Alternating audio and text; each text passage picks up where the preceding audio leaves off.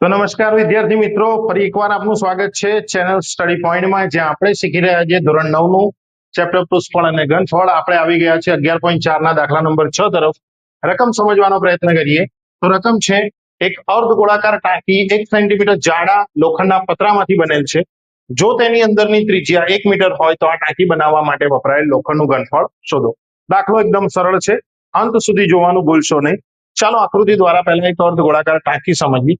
આ એની અંદરની સપાટી અને આ એની બહારની સપાટી, મતલબ કે આટલા ભાગમાં લોખંડ વપરાયેલું છે.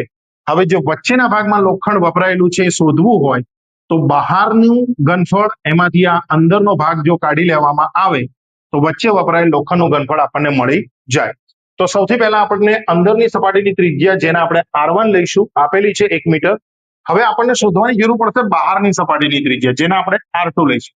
તો ધ્યાન રાખો મિત્રો, અહીંથી અહીંયા સુધીની ત્રિજ્યા 1 મીટર છે, એમાં આ જાડાઈ 1 સેન્ટીમીટર ઉમેરાઈ જાય. હવે જાડાઈ કેમ કે 1 સેન્ટીમીટરમાં છે એને મીટરમાં ફેરવીશું તો એને 100 વડે ભાગીએ એટલે 0.01 મીટર થઈ જાય. માટે આપણને બહારની સપાટીની ત્રિજ્યા 1.01 મીટર મળી જાય. હવે આપણે આગળ કીધું એ પ્રમાણે મારે અહીંયા લોખંડનું ઘનફળ શોધવું છે. તો લોખંડ ફક્ત આટલા ભાગમાં જ વપરાયેલું છે, તો હું સૂત્ર મૂકીશ કે વપરાયેલ લોખંડનું ઘનફળ બરાબર બહારની સપાટીનું ઘનફળ માઇનસ અંદરની સપાટીનું ઘનફળ. બંને આકાર અર્ધગોળા છે એટલે આપણે અર્ધગોળાના ઘનફળનું સૂત્ર મૂકીશું, નો ઘન માઇનસ 2/3 પાઈ R1 નો ઘન.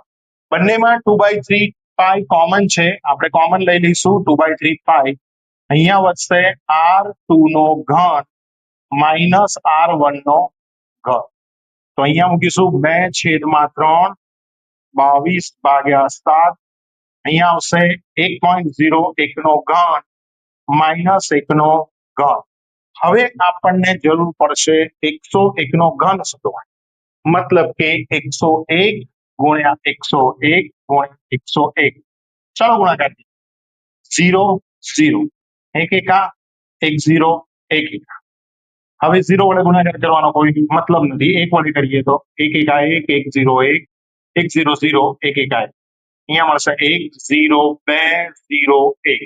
ફરી એકવાર 101 વડે ગુણાકાર કરીએ, 0 0 1 એકા 1 1 0 0 1 2 1 0 1 એકા.